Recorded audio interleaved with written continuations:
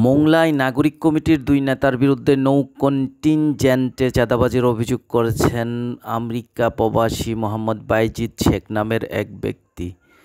নৌ contingent commander বরাবর লিখিত অভিযোগ সূত্রে জানা যায়, ভুক্তভোগী আমেরিকা প্রবাসী মোংলার মিঠাখালী ইউনিয়নের গোয়ালের ম্যাট এলাকার বাসিন্দা।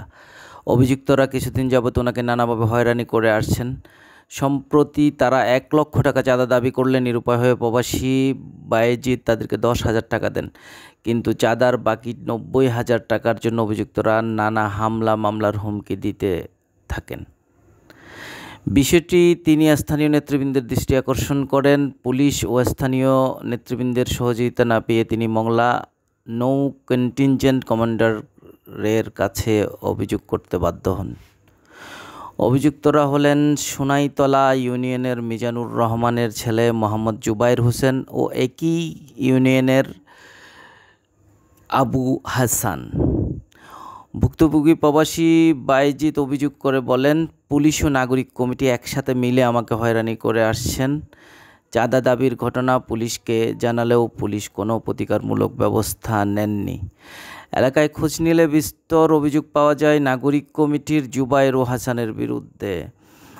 উপজেলার বুড়িডাঙ্গা ইউপি চেয়ারম্যান উদয় শঙ্কর বিশ্বাসের কাছে ১০ লক্ষ টাকা এবং বাড়িঘর ভাঙচুর ঠেকানোর কথা বলে উপজেলা চেয়ারম্যান আবু তাহের হাওলাদারের ছেলে সবুজ হাওলাদারের কাছে ১০ লক্ষ টাকা চাঁদা দাবি করেছেন বলেও ভুক্তভোগীদের অভিযোগ পাওয়া যায়।